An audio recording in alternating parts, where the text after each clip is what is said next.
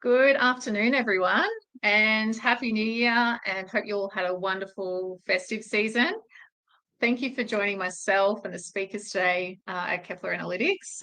This is our very first webinar for the year, so really appreciate you taking the time, whether you're tuning in, driving in the car, heading to stores, or if you're at your desk at the moment. In today's webinar, we encourage you to use the chat box. So you'll see that on the right. Please feel free to ask questions and get involved. We really encourage it throughout the session. My name is Kylie Smart. I'm the Vice President of Customer Success at Kepler and also a previous retailer for the last 20 years. For those I can see in the audience, there's quite a few new faces, so welcome. If you don't know too much yet about Kepler Analytics, we are a people counting technology solution. However, the Kepler Retail Improvement System is more than just a people counter. It utilises in-store customer analytics to help you improve customer satisfaction, increase your sales conversion, meet your daily targets, and of course, decrease your operating costs in your network. If you think about when customers shop online with you and your business, you can track and measure their customer journey when they purchase.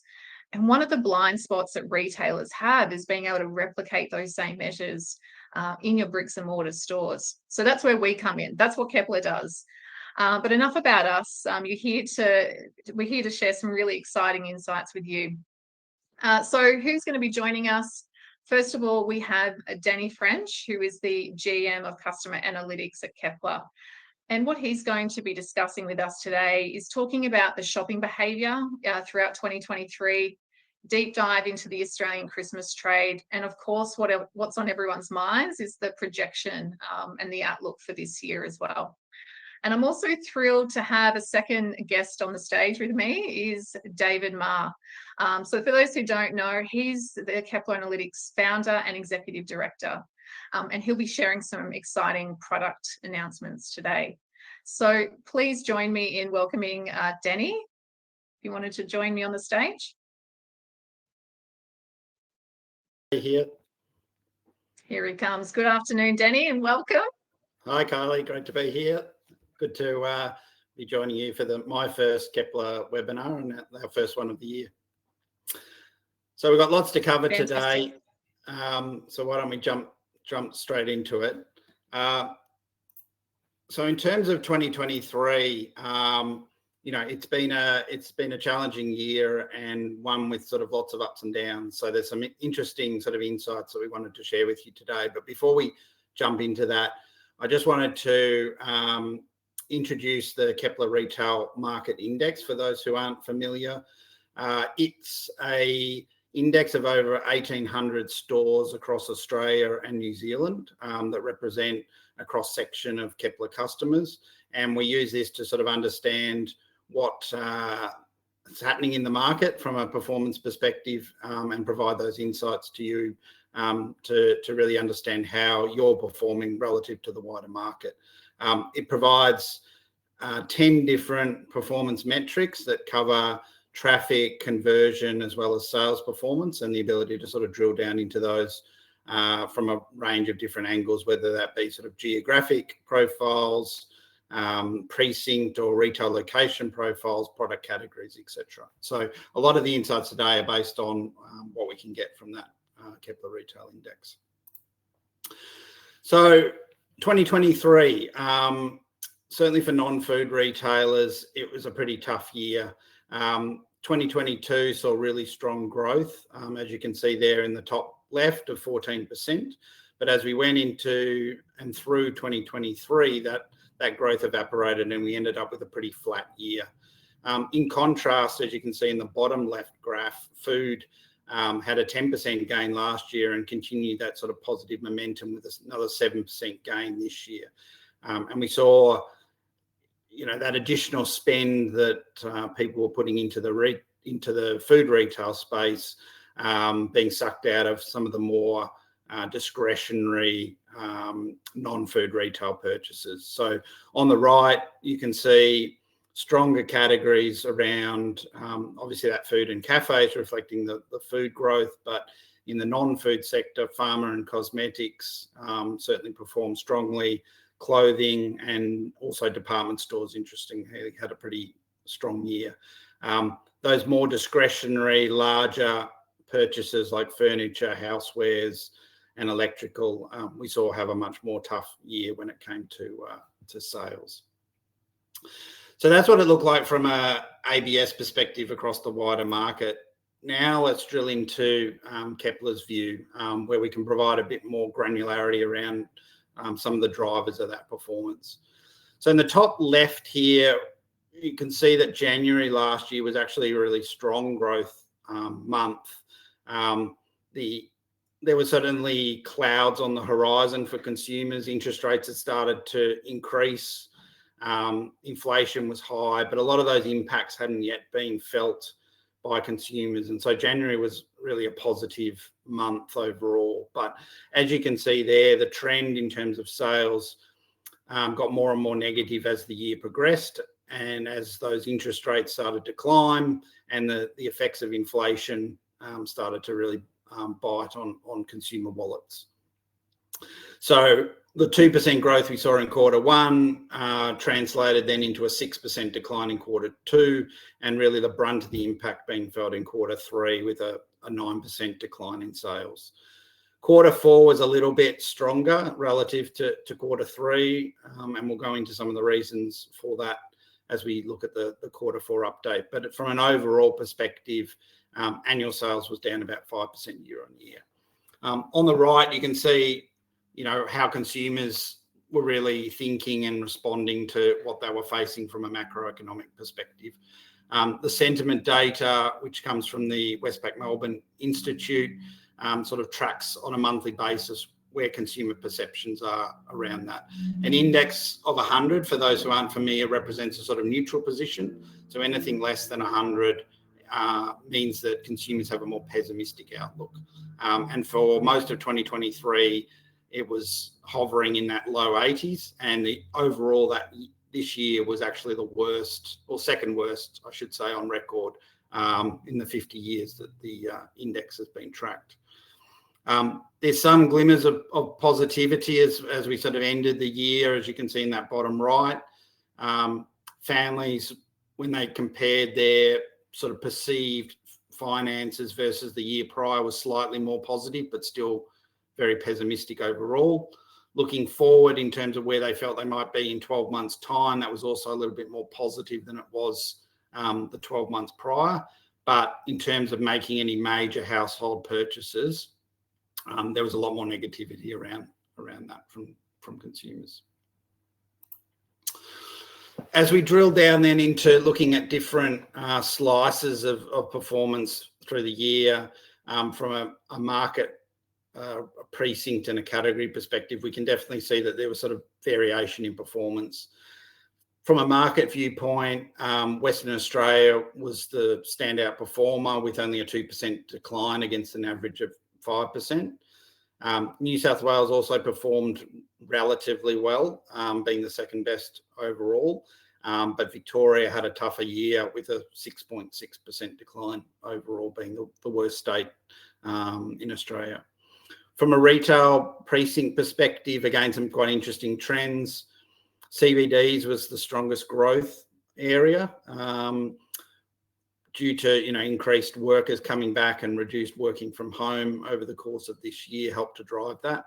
Outlets also had a pretty solid year as consumers sort of switched out of other channels and into outlets to find more value for their dollar. Homemaker centres had a tough year, down 11%, largely due to that fact that consumers were putting off those larger, somewhat more discretionary household purchases through that period. And then from a product category perspective, health and beauty, had a strong year.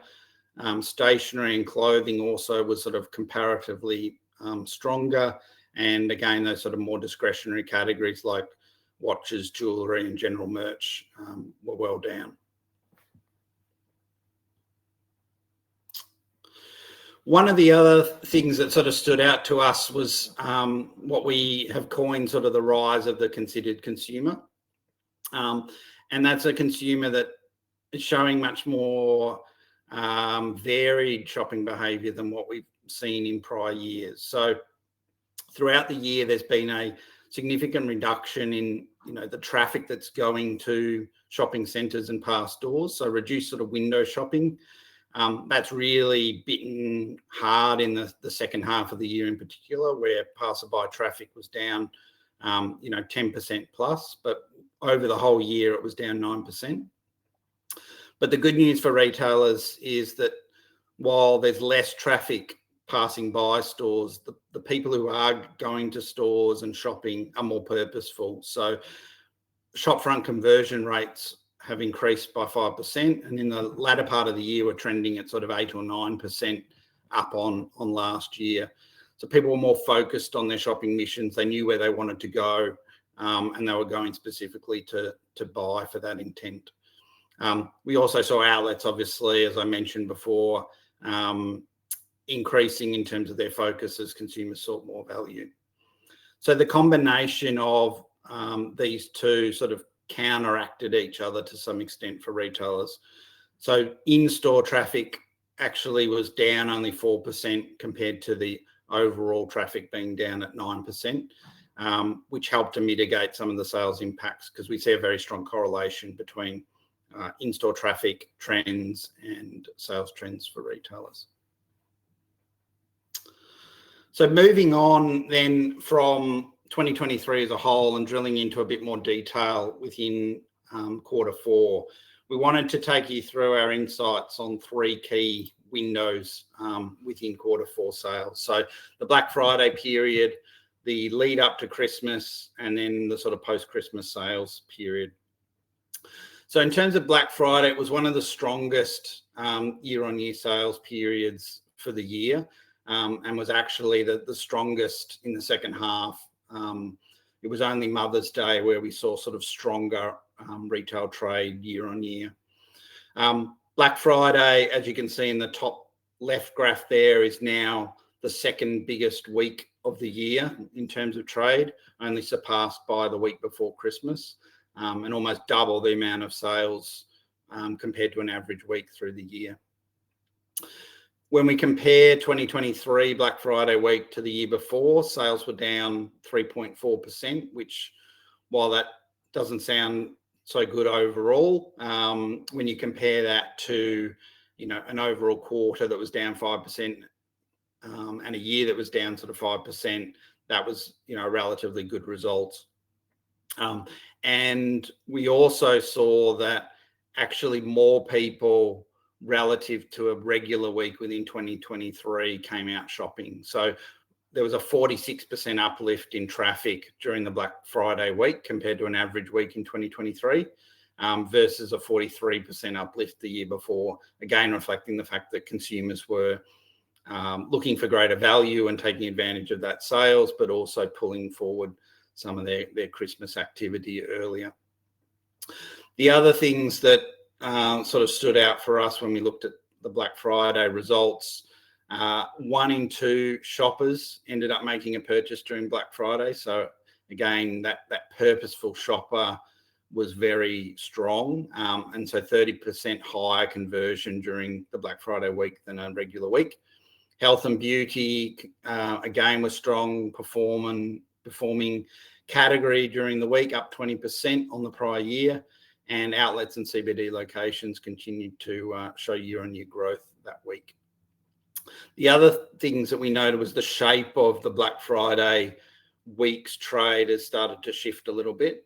The Saturday has now closed the gap to Black Friday itself, and was only 1 percentage point less in terms of its sales distribution, taking some share from Sunday and Thursday this year compared to the prior year.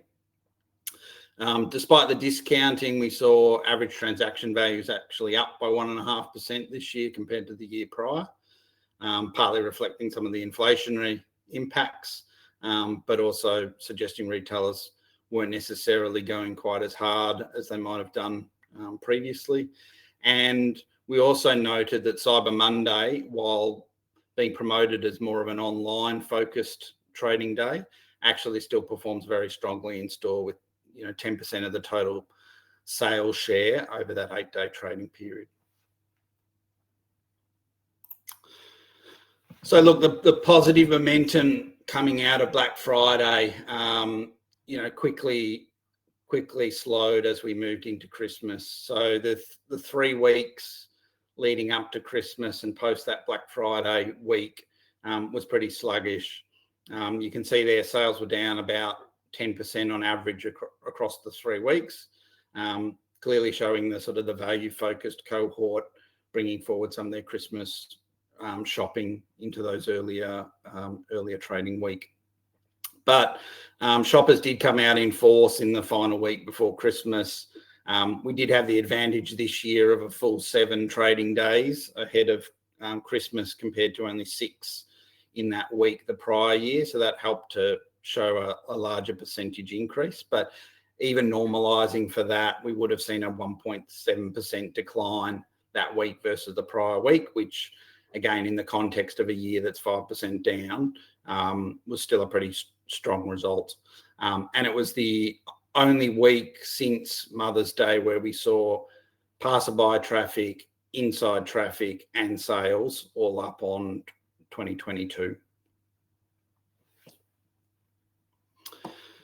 So post-Christmas, we then moved into the Boxing Day sales period, and similar to the theme here of a sort of bit of a rocky road, the positivity of the week before Christmas again sort of evaporated as clearly the sort of financial pressure of Christmas spending weighed heavily on consumers. The first 2 weeks post-Christmas, traffic was significantly down. Sales were down between 8 to 10% over those 2 weeks. And Boxing Day itself, as you can see there in the chart on the right, traffic was down 20% and sales down 6% on that particular day versus 2022. So what does all this mean as we go into Q1 for 2024? Clearly, conditions remain tough. There's some glimmers of positivity on the horizon, but they aren't necessarily sort of imminent for consumers. So when we look at the macroeconomic conditions at the start of 2023, as I mentioned, interest rates were starting to climb but hadn't sort of reached the peaks they are today. Inflation was high, but the full effects of that hadn't been felt by consumers. But those effects have now really played through over the course of this year. So as you can see from the sentiment data, consumer confidence is weaker in January 24 than it was the year before. Consumers are feeling more pessimistic about their finances than they were, and they're less willing to make major purchases.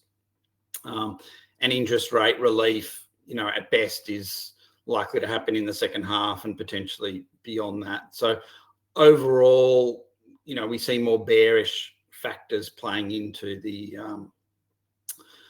forecast for this quarter, with some of the sort of bullish factors that we're calling out there probably likely to play a larger role as we head into the second half of the year. So when we've crunched the numbers, and this is where we've landed in terms of our expectation of both traffic and sales for 2023. January, we think that it's going to be well down on the prior year, given that we're going to be cycling 13% growth on 2022. As we move into February, some of the impacts of the declines we saw in 2023 has been factored in, but only partially, because we had a 1.4% decline in February compared to an average through the year of 5%. So we're expecting modest declines on 2023 to continue into February. And by March, we're hopeful that those declines will be more modest and may even end up in a sort of a flat position relative to 2023. So if we take those factors into account, where we've come out in terms of our thinking is passerby traffic being down around 4 to 6% for the quarter. And from a sales perspective, looking at about a 1% to a 5% decline year on year over this period.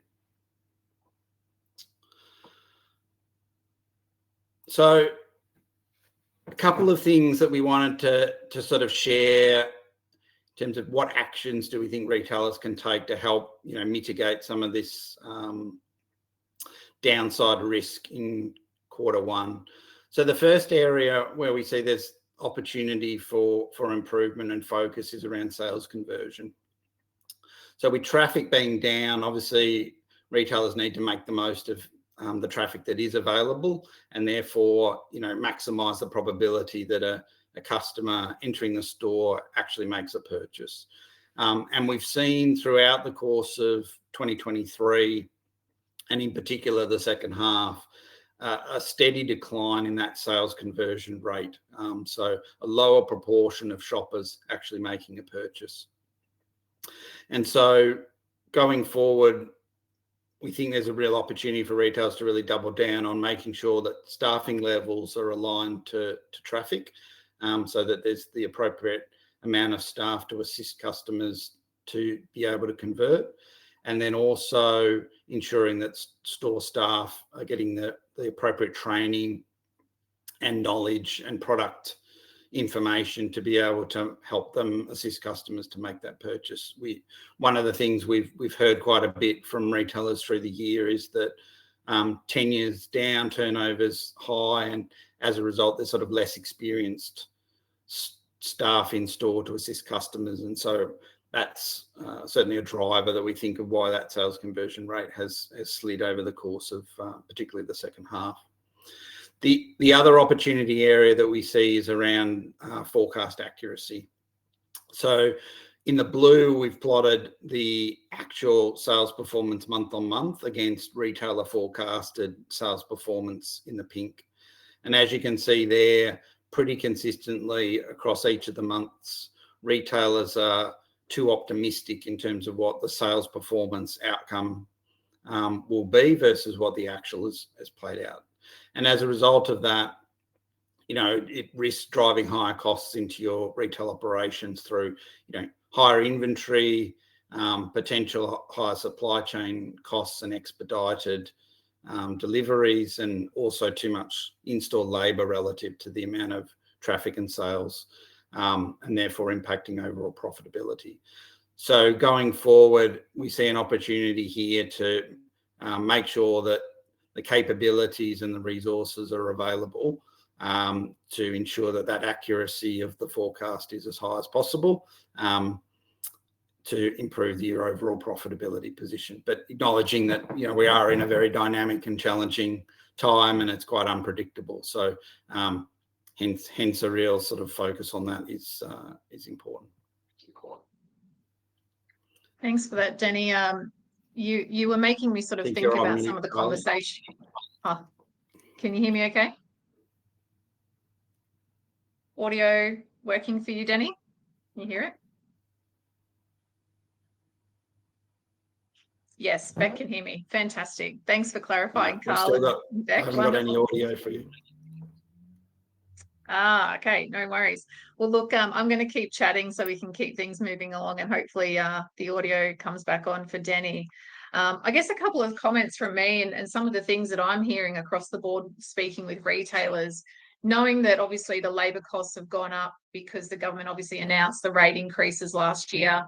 So resourcing on the shop floor, the budget hasn't expanded, so resourcing on the shop floor is becoming quite challenging. One of the things I sort of wanted to share that we're hearing is, really revisiting that resourcing level in those C and D grade turnover stores, and really rethinking, do we need assistant managers or senior leaders in those stores on some of those days, and looking at things like split shifts across those days where you may have historically had someone working the full day. And also, it's a challenging time trying to work within the work rules, but I think just rethinking outside the square what that roster structure can look like.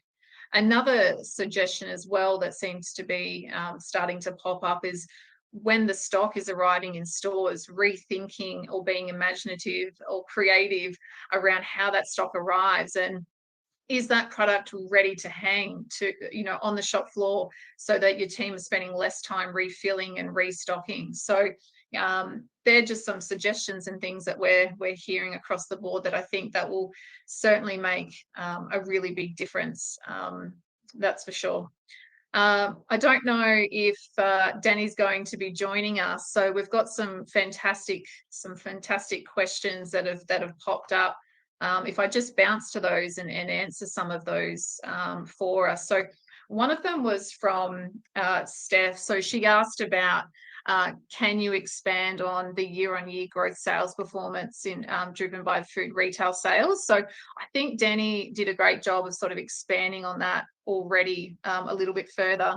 He's rejoining us, so we'll see if the mic is working for him. Hopefully you can hear me, and I can certainly hear you. So fantastic, sure can.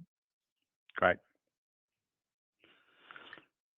So is there anything further that you just wanted to add on that question? So Steph asked, can you expand on what you think the year-on-year growth in sales performance is driven by in the food retail sales? Yeah, certainly. So we've seen, as I mentioned, 10% increase last year and another 7% increase this year in food. A lot of the driver of that has been food inflation. So in the last 12 months, food inflation has been running at circa 5% per annum. And so household budgets have definitely needed to stretch to accommodate that higher spend on food. And as a result of that, sort of non-essential, more discretionary purchases have definitely felt the brunt as people have sort of switched spending more towards food and away from those other categories. So that's definitely been a contributor to the non-food retail declines. Great, thanks, Danny. And there's another question here. So it says, wow, the health and beauty wellness category continues to perform quite strongly because it had another cracking year last year as well. Why do you think, or in your opinion, why the health and beauty category is performing so well? Yeah, so I think there's a couple of key drivers around health and beauty and wellness. There's obviously an underlying consumer focus on just more healthy living. So that's sort of driving certainly the well-being side of things, and there's a strong underlying growth trend there right across the economy. In terms of the health and beauty sector, more specifically, I think there's sort of two key drivers there. One, a really strong focus on sort of social media influence marketing, particularly to sort of younger age groups, and that's driving a lot more interest in sort of more premium health and beauty brands, as well as we've seen sort of consumers shifting away from sort of larger, more expensive retail purchases into that sort of trend of, smaller treats, to sort of cheaper, more frequent sort of rewards. And so the health and beauty category has definitely benefited from that as people have sort of, used that as an opportunity to treat themselves in a more cost-effective manner. Yeah, and I think we were having a little bit of a joke the other day. We couldn't believe, following Christmas, how much parents, were filling up stockings with things from Aesop or Sephora or, all of those cosmetics. It's mind-blowing that, the impacts that celebrities and influencers and TikTok have had on the youth, that's for sure. There's two more questions here. So one of them is, would love to hear your view, the outlook looking beyond this year. So what do you think the rest of the year has in store in terms of sales? Yeah, look, we've had a bit of a look at where we think the trend's going sort of beyond quarter one. What I think we're sort of, our view is that because of the deep declines that we saw, particularly in the second half of 2023, we'll probably see, year-on-year sales probably trending towards flat as we go through the year. We're not expecting, continued significant declines against the backdrop of 2023. Part of the reason for that is, there's probably some more optimistic factors on the horizon. We've sort of reached the top of the interest rate cycle. So people are a bit relieved that, we're probably not going to see any more rises in interest rates, and probably the next movement in that is going to be down. And hopefully, we'll see some down movement over the second half of 2024 if inflation rates continue to keep trending down the way they are. And so, the other benefit is the stage 3 tax cuts that have been, a topic of conversation over the last week or two in the media. A lot of sort of middle Australia will benefit from that. And given that they're doing it tough, probably a lot of that money will flow, into the retail sector in the second half as well. So those two factors, I think, will combine to hopefully mean we're at least seeing sort of flat conditions, and if we take an optimistic view, maybe even a slight growth. Great.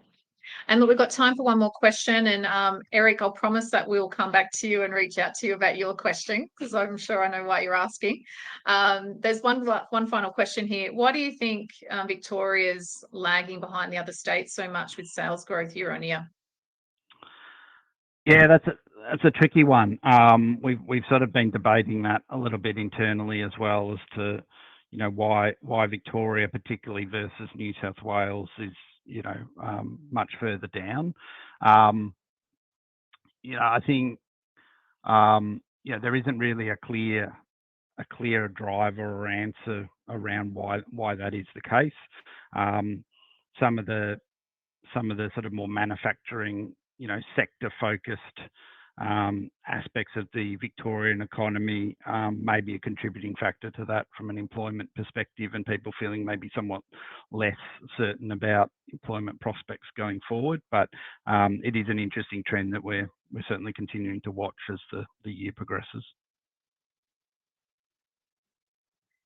Fantastic. Well, thank you so much for answering those. And Eric, I promise we'll get to you. So very shortly, I'm going to introduce David. So thanks so much for sharing your insights today, Denny. And I've had quite a few people in the group want the presentation, so we'll make sure that we reach out to everyone and send it to you directly. So thank you so much, Denny. So we're going to move on now to share just a little bit of an update on products. So I'm going to share one piece, and we're going to move over to David Marr. So look, all of our existing customers are really excited to announce the launch of what is called the Kepler Academy. So we've taken our really famous Kepler Way course online.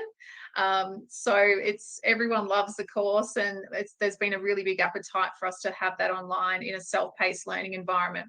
So what the Academy is, it is a self-paced learning environment where we can provide you training and courses on how to use the Kepler platform, but not just how to use the platform and understand the metrics, but actually how to improve sales and get traction and measure that as well. So there will be 2 courses on offer. We'll have a subject matter expert, and this is really for your person that is the subject matter expert internally.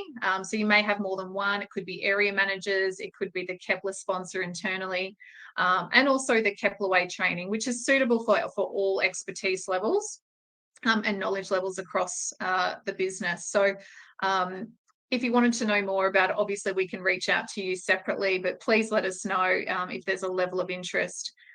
Look, it's really fun, engaging, suitable for all levels. It's written by retail experts, and it's very universal across your business.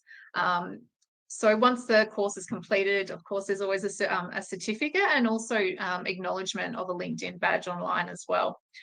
So our customers are pretty excited with all the feedback that we've heard so far. So we're looking forward to sharing a little bit more with you if you have an interest to find out some more. Now, that's enough from me. I'm going to hand it over to the wonderful David Marr, who is the founder of Kepler Analytics. And welcome, David. Hi, everyone. Can you see and hear me okay? I sure can. Awesome. So I'm calling from our Miami office in the United States. This is where I'm spending a lot of my time lately. And it was good to see quite a number of you actually in the NRF event just over a week ago. So thanks for stopping by our booth at the NRF. At Kepler, over to you, David. I'll leave you to. Thank you, Kylie. At Kepler, we're always focused on finding more tools and ways to help retailers get ahead of the market.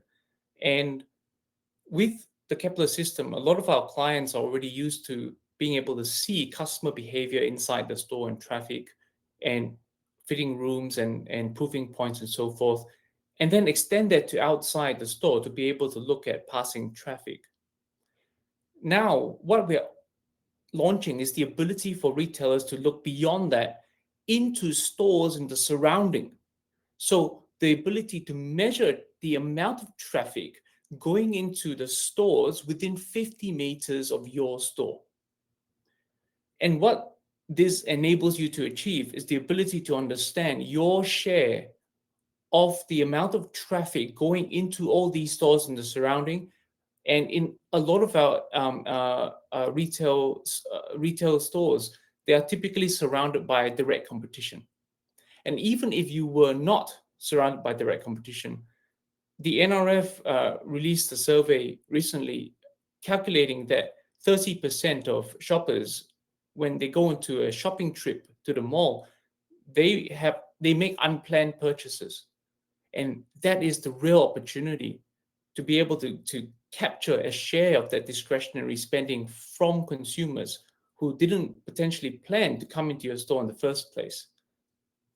And this ability to look into these other stores in your surrounding, to be clear, it's not any specific store. You cannot aim the sensor at a particular store and measure that store. It gives you instant feedback of what all the stores in your surrounding are doing in terms of the amount of traffic they are capturing into their stores. Now, from the early days of Kepler, I've always received calls from clients, from many of you, who after a peak trading period, whether it's Mother's Day or Christmas period, Black Friday and so forth, asking about how did everyone else go? You know how you did. How did the other stores go, and how are we compared to them? And this will be able to give you that immediacy of being able to tell how your stores are performing relative to your surroundings, instead of waiting for a benchmark that might come out on a later date, and a benchmark which may or may not be directly relevant to you. This gives you your direct surrounding area at the same frequency as you get currently, the hourly frequency of your inside traffic and all the other metrics that you're used to with the Kepler system. This allows then for retailers to better understand whether or not a store is indeed underperforming or not. Because one of the key issues coming out of COVID is the changes in consumer behavior and traffic across different commercial precincts and shopping centers, and it's continuously evolving. And what this allows us to do is to understand truly if what we're doing is pushing the performance of the store forward or not. And another great application of this is when you are testing new store formats, the ability to cluster your particular formats that you're trying to test or invest in, and comparing those formats over a period of time with the rest of the cohort of stores that you have, to understand if that investment is growing your market share and attracting more customers into those stores compared to the rest of your network. So there are many powerful ways of being able to use this information, and we're really excited to share this with you. And if you would like to learn more, feel free to reach out to your account managers, and we'll be very happy to show you a demo and pilot this in your store so that you can get a direct feel of what this looks like for your business. And we're so excited to be able to put, get this data in your hands. So all the best in 2024. Wishing you a wonderful and amazing trade ahead. I understand the backdrop of the economic backdrop is uncertain, but we are here to support you as best as we can and to provide you with all the possible tools to help you get the best results from your stores. Fantastic. Thank you so much, David. I can already tell there'll be a million questions about coming, because I know that when we first launched this internally, we were so excited and had a million questions. So not enough time today to answer all of those, but we certainly can share that with everyone one-on-one, like you said. So thank you so much to everyone for your time. We'll absolutely be sharing the presentation afterwards. And if you're keen and interested to know anything more about the new surrounding active store metrics and the Kepler Academy, we can certainly help support you with that and take you through that one-on-one. Hope everyone has a fantastic afternoon, and thank you again so much for sharing your valuable time with us on our webinar. Have a great day, everyone. See you later. Thank you all. Thank you all.